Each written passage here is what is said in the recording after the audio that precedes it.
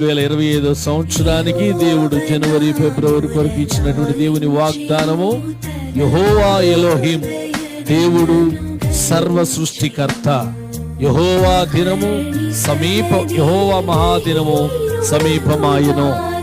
అలాగే 2025 సంవత్సరము March April కొరకు దేవుడు సిద్ధపరిచిన వాగ్దానము, యెహోవా రాఫా, స్వస్థపరచు దేవుడు, తన మహాప్రేమ చేత మనలను క్రీస్తుతో కూడా బ్రతికించెను. ఎఫెసీ 2:4.